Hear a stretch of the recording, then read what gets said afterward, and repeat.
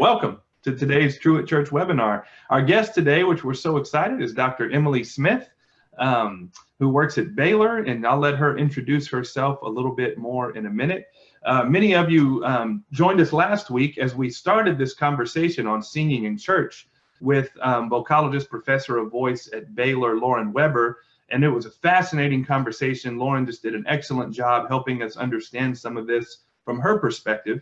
I think what it left us with is we need some other perspectives. We need perhaps the scientific medical perspective. We probably need more of a practitioner perspective from those leading large and small congregations. And so we're so thankful that Dr. Smith was able to join us today and help kind of just add some context to this conversation. So Emily, thank you for joining us. We're excited about this. You're welcome. Thanks for having me. Can you tell us just a little bit about yourself, kind of who you are, how you came to Waco, and what you do? Yeah. First of all, I'm a mom of two. We have an 11-year-old Bella, 9-year-old Jonathan, who last day of school is today. So we are navigating that with some sort of ice cream party happening. Married to Mike Smith, which many of you guys know. He's a pastor here in town at First Woodway. Went to Truett, so that's our connection. That's right. That's our connection to Baylor. I didn't go to Baylor, but I got in through that connection. Prior to being here, we were in North Carolina. He pastored a church there while I got my PhD at the University of North Carolina in Chapel Hill in epidemiology, and then transitioned to a job at the Duke Global Health Institute for a few years prior to coming back to Waco. So now I'm an assistant professor of epidemiology here at Baylor and remain an assistant professor of global health at the Duke Global Health Institute. So mainly my work is global in nature, but with this pandemic, it certainly fits with what epidemiologists do. So for the ministers among us, maybe like myself, that barely got through high school biology, chemistry, and sciences and took the minimum at college, what is an epidemiologist? Yes, it's not a skin doctor. That is the only joke that I have. And if you've heard any of my other interviews, then that's what I use every time. So it's free at this point. But we do get asked that. So it's a study of epidemics, diseases, what makes diseases spread, who is at risk of getting that disease. So if you think about it, it's like a population level perspective on health. You know, MDs or nurses are more clinical, one-on-one in nature, and ours are more thinking about the health of a community or of a population. All right. Well, that sounds like a degree for such a time as this. Sadly, yes. And it's good to know that we have a public domain epidemiologist joke, should we ever need one. That's always nice to have. It is free. Have filed away. Okay, helpful. Well, I've already kind of set up some of our conversation just to say that this is, as you and I have talked about, we're not looking to refute some studies or absolutely confirm, just looking, as I think for most of those planning worship, the science that's come out, the studies on the risk of spreading COVID-19 and other things via singing is a little bit shocking, and it's kind of the shock value. I think for many of us, we're all a little susceptible of the first people that come out strongest on anything. There's a little bit of the rebel in most pastors and ministers say, all right, hold on, let's be a little more measured. And so I'll just kind of ask the general question and let you fill it in how you want, and then we can go from there. But can you just provide your perspective on singing in church, and as an epidemiologist, what is the risk we're taking when we sing in church right now? Yeah, well, and I'll preface everything by saying I'm a church person through and through, always have been. My husband certainly is, so we're a church family, and I love Jesus. So I want to preface that because the data is a bit shocking. It is hard. So I want to preface everything that I'm about to say with that. I think we also need to remember that this is a new virus that, just a few weeks ago was not something that any of us talked about. It's a new virus in terms of we're still learning how it spreads. And that's probably why you see so much conflicting information. I mean, it's one of the reasons in the media of do this and then the next week don't do that. Some of it is just because we're learning as we go. With that said, this virus is different in a few significant ways that affect churches and singing. One, it's different than Ebola or some other, like an influenza virus, when your peak contagiousness is when you're symptomatic. And so you, like with Ebola, you know when somebody's sick. With the flu, when they get sick, you can kind of isolate them. This is different because it looks like this virus is the peak of infectiousness or risk of spreading it to others is right before you start showing symptoms, which is problematic for a lot of reasons. One, just because you could be asymptomatic and spread it, but another is it may be in the media. If you've heard the term "R naught," that is how many people one person can infect. Something like influenza is 1 to 2. Something like measles in an unvaccinated population is 8 to 9 people infected by one person. So we're learning what the R naught is for this, but it looks like it's pretty high, you know, between 2 to 5 before they're showing symptoms.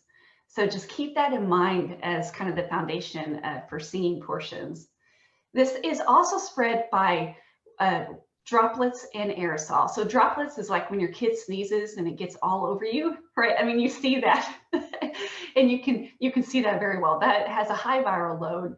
It's spread by that, but it's also spread by aerosol. And so just me talking, if I have the COVID, but I don't know it, just by talking for 5 minutes can spread viral particles as much as one cough. And you can't see it, it's aerosol. The problem with singing, and you touched on this a little bit last week too, is the smaller the particles, so aerosols are tiny, the longer they're gonna stay suspended in the air. And then they have, you know, the ability, because they're so small, to really gravitate to a good majority of a room very quickly. Different than like a sneeze, like a kid sneeze, that gravity is gonna pull that down pretty quickly. The thing about this virus too is 1 micron, which is tiny, can contain about 1,000 COVID virus particles. So you don't need a lot. That it makes it a very efficient virus in terms of spread. One, because of how many people it infects, asymptomatic people can infect, but also just how tiny this thing is that you really can't see it. So that's kind of the foundation.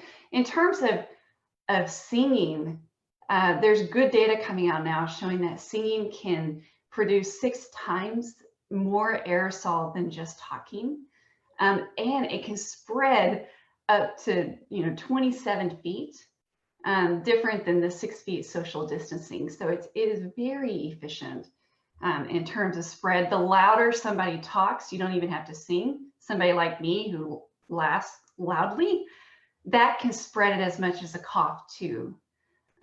So social distancing might not have, I don't think it's going to have as much of an impact in a church setting as otherwise.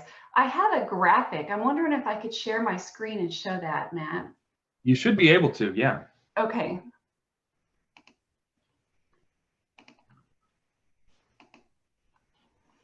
Okay, let me go to this first one. Yeah, we can see it. Can you see that? Yes.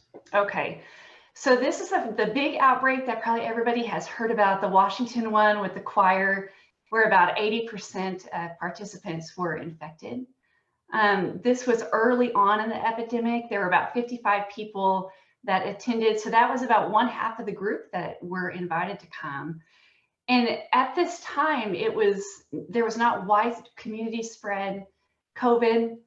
They encouraged people if you are showing symptoms, do not come. So they tried to isolate as much as they could. But I want you to look at the horizontal and vertical portion of where this choir was sitting. Horizontal was 15 meters apart.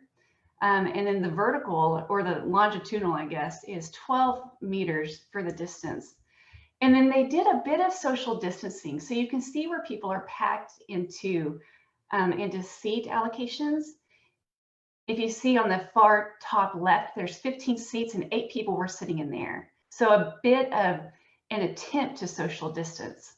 Out of those, there were 5 infections. And so you can just see, even in a room about 50 feet long, there are still 80% infections of the people who are there.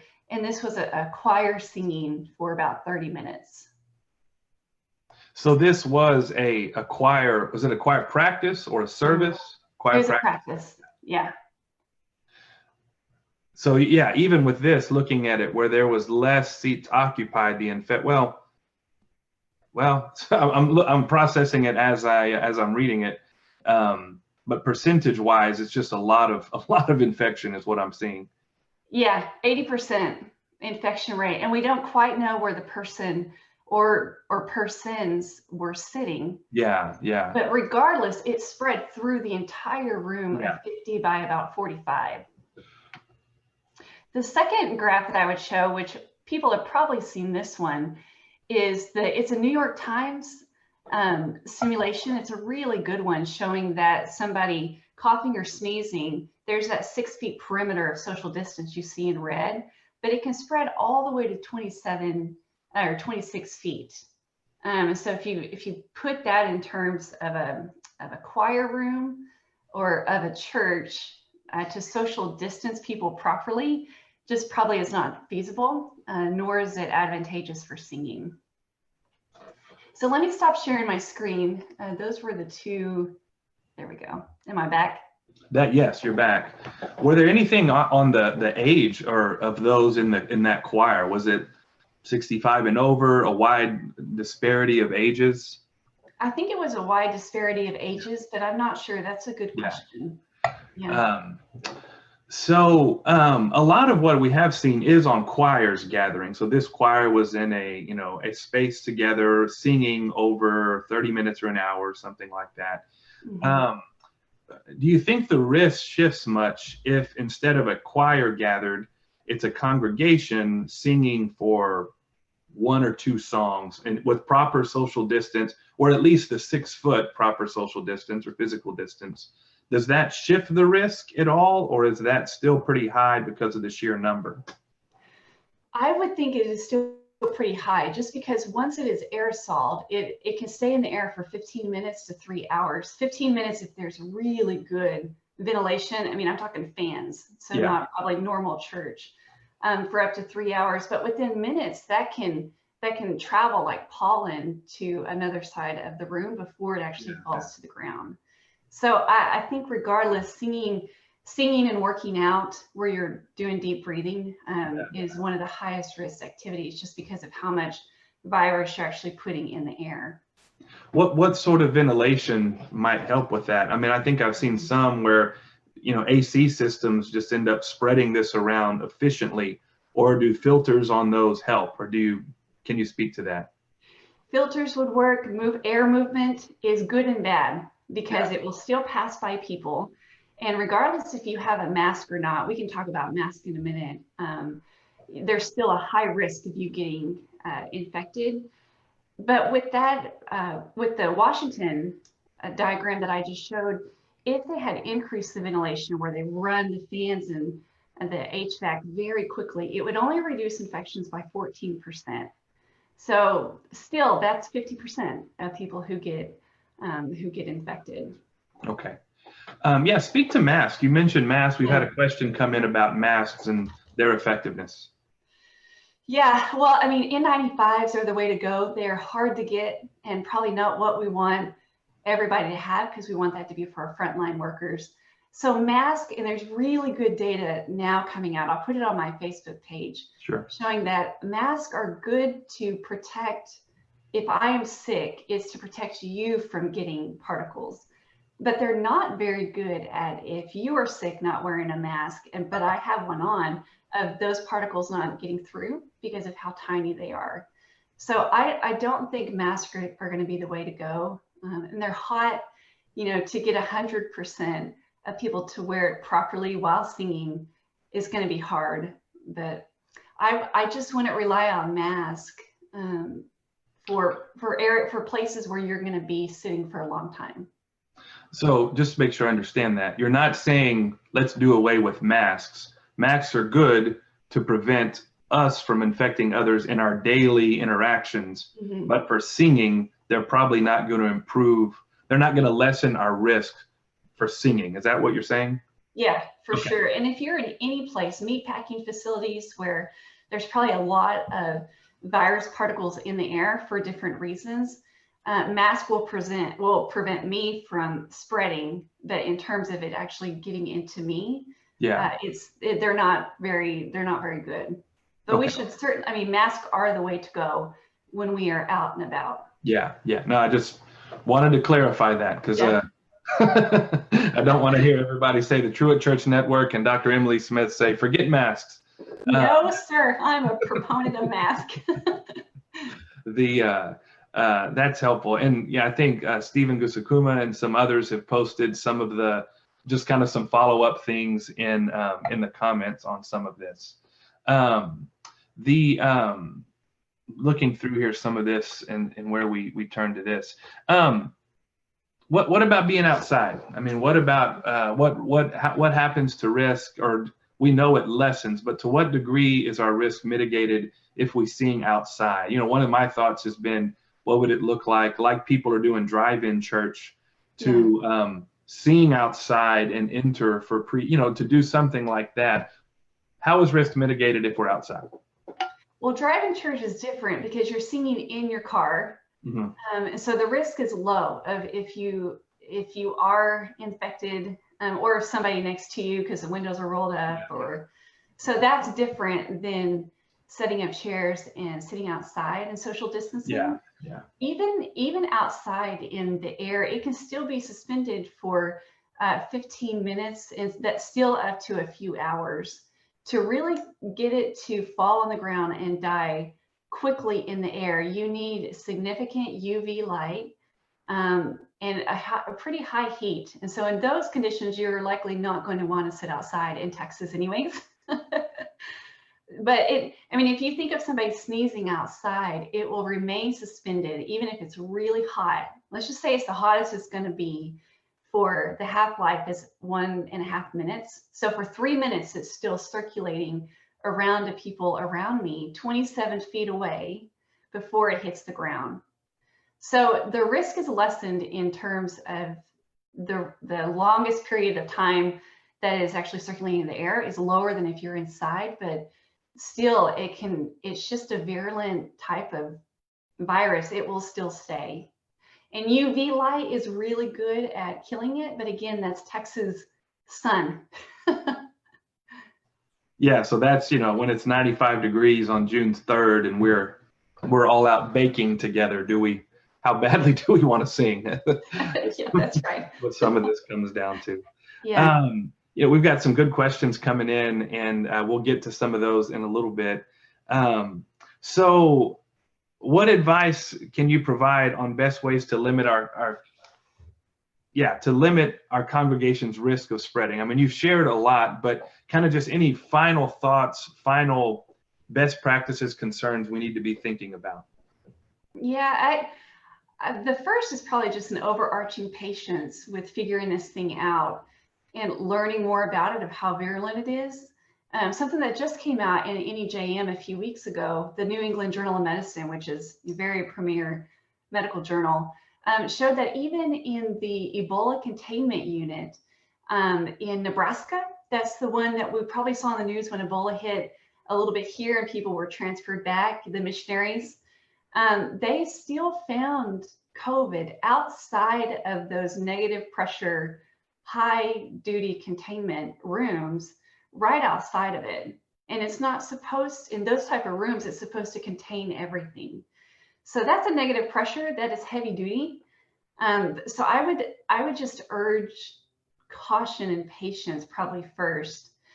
The second, in terms of maybe people that you let in if you're going to sing, and we can talk about what I would recommend for that maybe in a minute. But there are some who have said maybe we could just test everybody that with the rapid test. Probably not cost effective.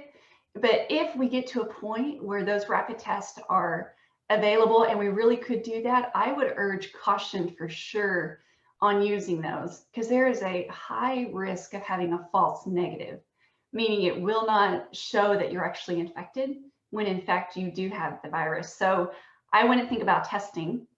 Another strategy is to do maybe symptoms. And so you ask people, even church members, but certainly choir, do you have a fever? You could even do the thermal temperature.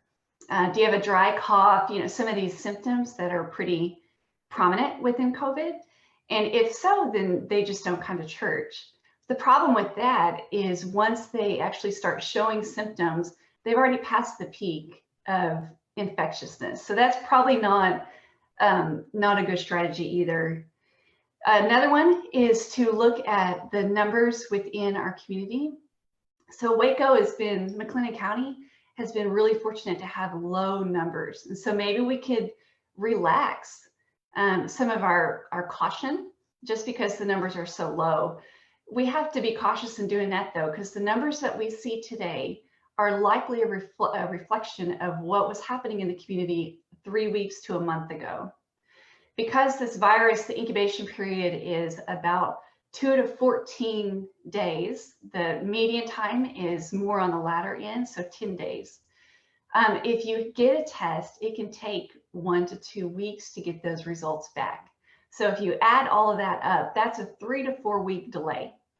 So if you're going to open singing or churches or anything within that, on today's data, just keep in mind it might not actually be reflective of the spread that is actually happening in the community. And that's a problem because of the explosive nature of this thing.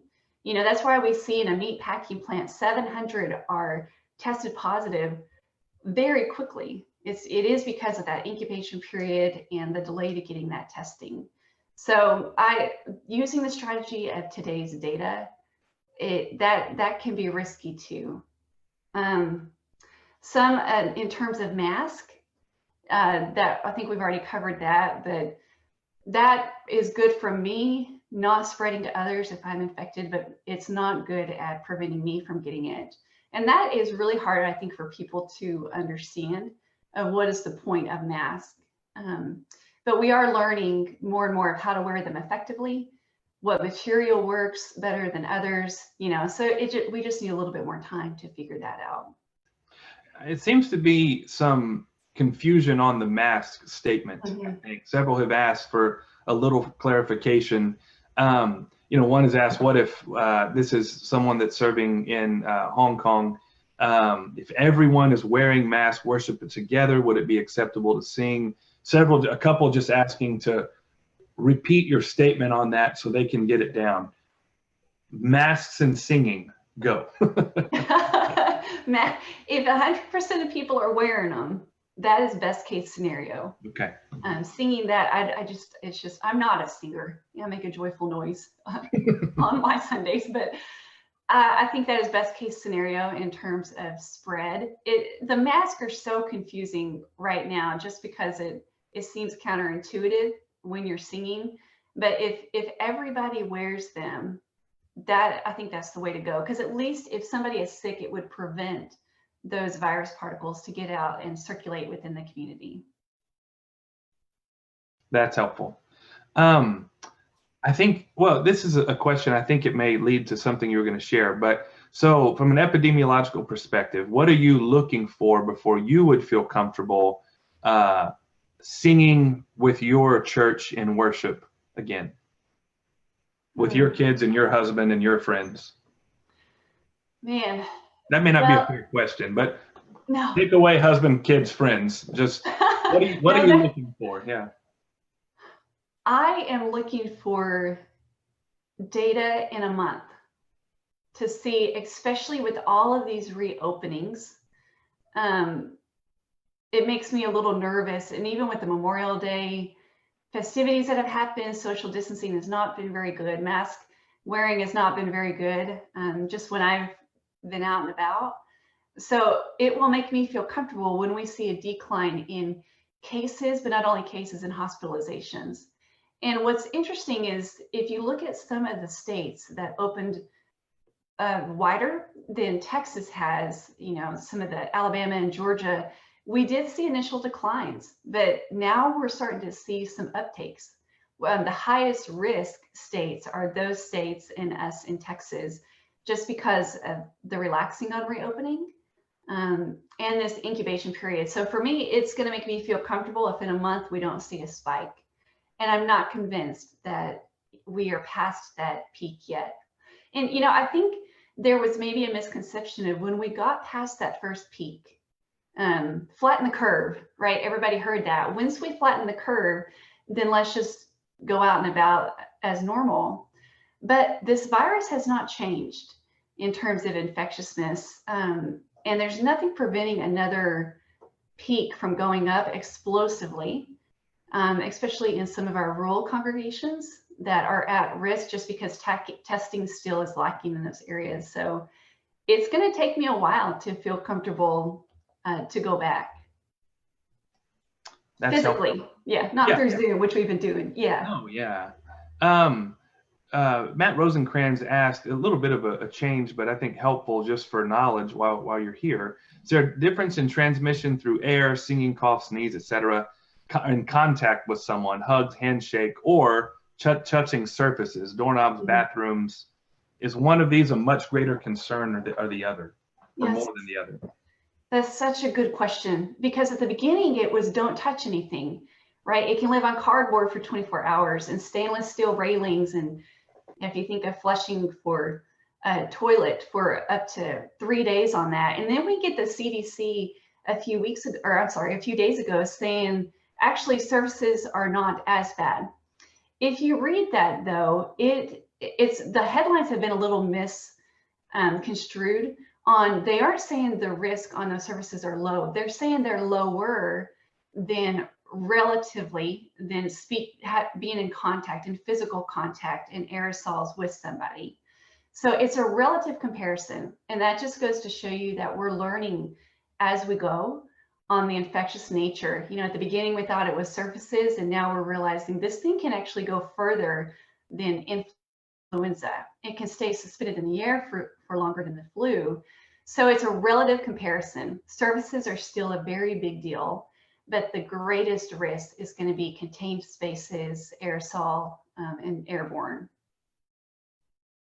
That's helpful. Thank you. Yeah. Several still on masks. So when you said that singing, if everyone was wearing masks, that would be a best case scenario, that was not necessarily well, let me make sure I understand. That was not necessarily an endorsement that singing is okay with masks. It was just, if you're going to do it, that would be best case scenario. Is that accurate of what you meant? Okay. Yeah. And there's several other epidemiologists that I'm consulting with in their denominations on what they think and what they're doing. Some virologists from Baylor College of Medicine, and their recommendation is just to hold off a little bit longer. Yeah. So that would be my recommendation. If you're going to do it though, I would consider mask, significant social distancing, just to keep this data in mind. That's helpful. Any thoughts, and again, I may be kind of milking this dry here, but I keep thinking of qualifications that I know everyone that's facing the pressure from their church to get back is going to have to answer these questions. If there's one or two people singing, or the congregation, William Love asked this from First Baptist Waco, is maybe humming together. There's differing forms of maybe one person or a handful singing and others responding quietly. Does that change the risk, or it's still relatively high? That certainly changes the risk. If you're not like me, who sings loud, even though it's not very good, or just as a loud talker in person, the lower that a person goes, then that's less transmission. 1 to 2 singers is certainly an option. Not a full band, but 1 to 2 singers. They're very far away from perhaps the rest of the congregation. Yeah, that's one way to think about it. For churches that have woodwind instruments, tubas, trumpets, we're learning about the spread through that, but there's some risk in those type of instruments as well. That makes sense. What you have a Facebook account where you're sharing some things occasionally. Where could people find that to follow you and follow some of what you share?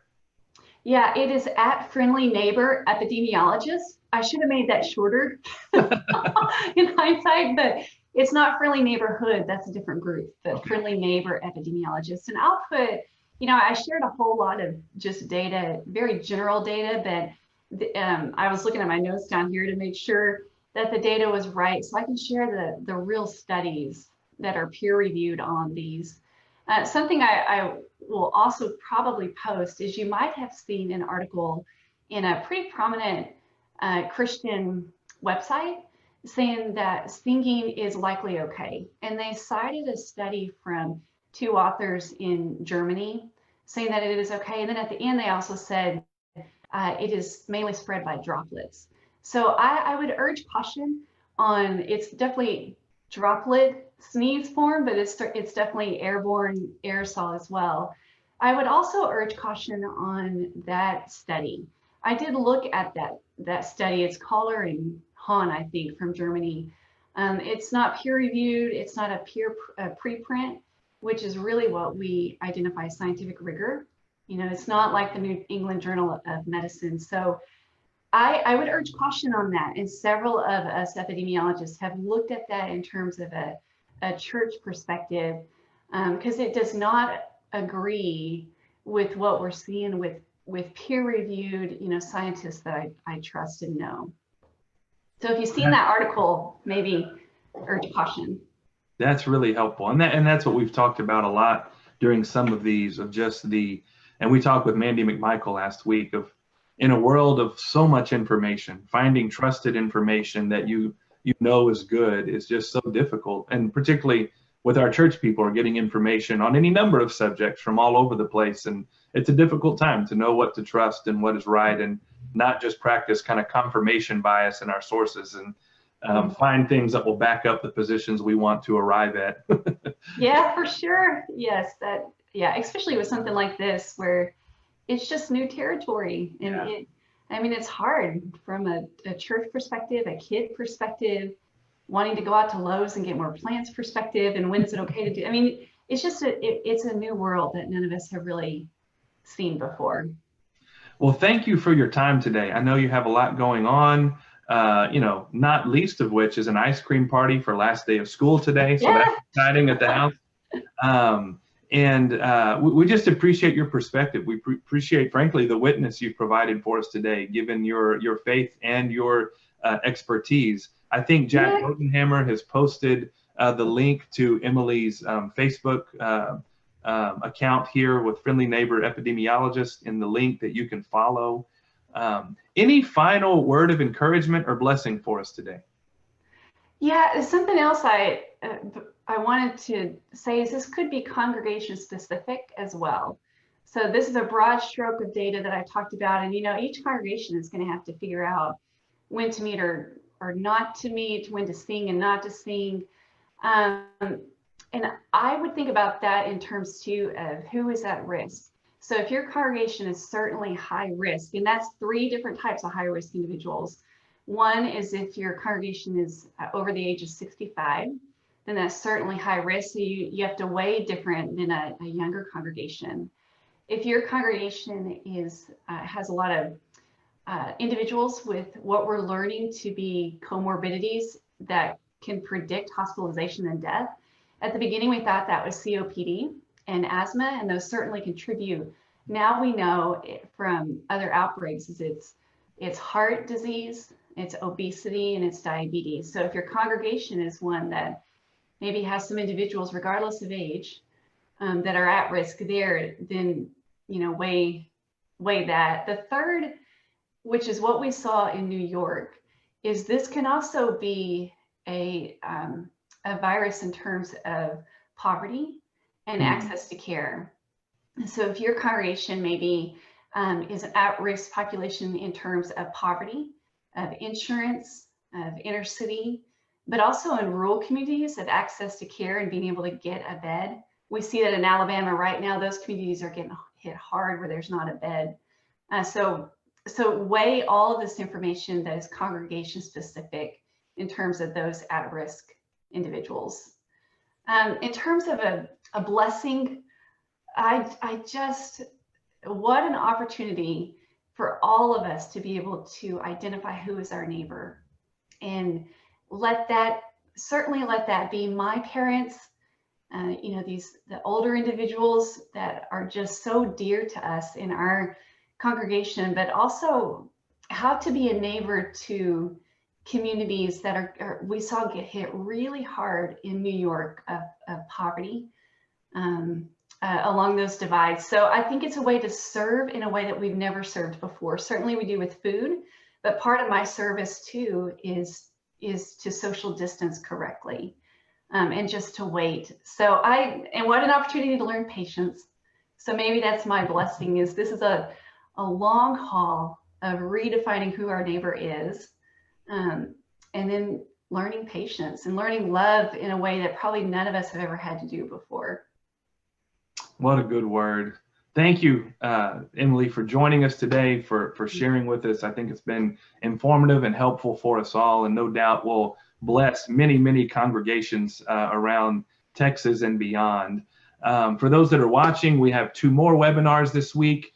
Dr. Still, Dean Todd Still, Dean of Truett Seminary, will host a conversation with N.T. Wright tomorrow at 11. And then Dr. Todd Bolsinger, who's written a new book on leadership and pandemic, who's also author of Canoeing the Mountains, will be with us Thursday at 2. You can find those on the Truett Church Network webpage and register for those. We'd love for you to join us. Emily, thank you again. Have a wonderful rest of the day. Thank you, everybody. We'll see you soon. Thank you.